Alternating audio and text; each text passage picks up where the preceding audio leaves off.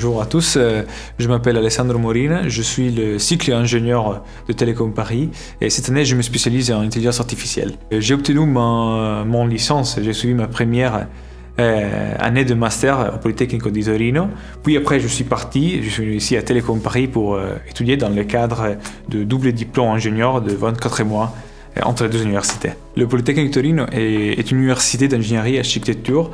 C'est une des principales institutions académiques et de recherche d'Italie, réputée tant au niveau national qu'international. Là-bas, les étudiants peuvent y trouver un environnement positif pour croître sur le niveau académique et professionnel.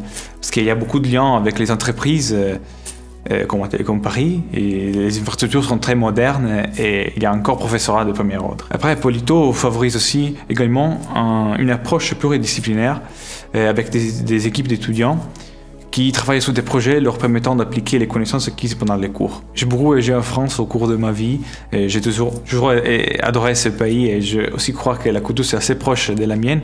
Lorsque l'opportunité s'est présentée, j'ai pas hésité à choisir Télécom Paris qui est une des plus prestigieuses universités d'ingénieurs et d'informatique de France, qui est aussi proche à Paris, qui est une de mes villes préférées. Ce que j'aime vraiment dans cette école, c'est la grande disponibilité de tous, c'est-à-dire les enseignants comme les élèves sont toujours prêts à nous aider, à nous donner un coup de main dans le cas des besoins. Puis les cours sont très dynamiques, il y a beaucoup de travaux pratiques à faire et à mon avis, ça c'est très bon ça. Télécom Paris a beaucoup de liens avec les entreprises locaux et partout en France. Et je crois que c'est certainement une rampe de lancement vers le monde du travail. L'école propose des excellents cours de langue, comme le français langue étrangère pour nous, les étudiants internationaux, mais aussi beaucoup d'autres langues pour les autres. J'avais suivi aussi un petit stage de français au début, avant de venir ici.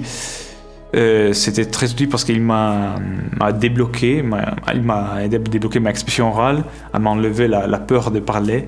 Et tout ça a été très utile parce que je dois dire qu'il est très utile de parler français en France. En ce qui concerne les loisirs, il y a beaucoup d'associations avec des activités les plus variées. Par exemple, il y a l'aviron, le codage compétitif ou même les jeux de société. Il y en a vraiment pour tout le monde. Les principales sont les BDE, c'est les bureaux des élèves, et les BDS, les bureaux de sport, qui organisent beaucoup d'événements, par exemple des matchs de sport interuniversitaires, ou des voyages en France ou même à l'étranger aussi.